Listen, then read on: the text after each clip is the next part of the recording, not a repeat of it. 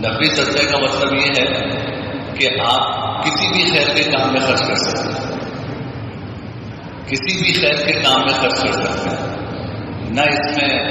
مستحق ہونا شرط اور نہ اس میں مالک بنا کر دینا شرط ہے، کوئی بھی خیر کا کام وہ خرچ کر سکتے ہیں۔ آپ نے الگ کر دیے پیسے، اب آپ کے پاس جمع ہوتے جا رہے ہیں ماشاءاللہ خیر کے کام کے لیے پیسے، ہر مہینے الگ کر رہے ہیں آپ۔ تو کوئی مسجد تعمیر ہو رہی ہے، آپ نے اس میں پیسے لگا دیے، زکوٰۃ کے پیسے مسجد میں نہیں لگ سکتے، لیکن یہ جو آپ نے صدقے کے پیسے الگ کیے ہیں یہ مسجد میں بھی لگ سکتے، یہ نفلی صدقہ ہے۔ مسجد تعمیر ہو رہی، مسجد میں لگا دیا آپ نے، کسی کو علاج کی ضرورت ہے اس کے علاج پہ پیسہ خرچ کر دیا، کسی کو تعلیم کی ضرورت ہے اس کی تعلیم پہ پیسہ خرچ کر دیا۔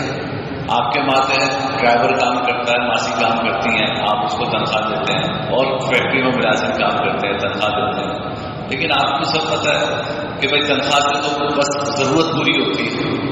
اب اگر کسی کو اچانک کوئی ایمرجنسی پیش آ جائے، یعنی اس کے لیے بجٹ اس کے پاس نہیں ہے، لیکن اچانک گھر میں بیماری آتی ہے،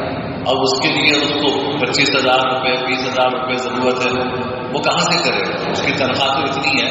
کہ جس میں وہ اپنے بیوی بچوں کا پیٹ پال سکتا ہے، گھر کا کرایہ دے سکتا ہے، بجلی کا بل ادا کر سکتا ہے، اس کے علاوہ تو کچھ نہیں بچتا۔ اب یہ جو آپ نے پیسے الگ کیے ہیں یہ اس کام آ سکتے ہیں کہ بھائی تم چلو یہ پیسے ہیں تم اس سے علاج کروا دو، تو یہ بے شمار کام ہے جو آپ ان پیسوں سے کر سکتے ہیں۔ مدرسے میں ضرورت ہے، آپ وہاں پہ دین کی نشر و اشاعت میں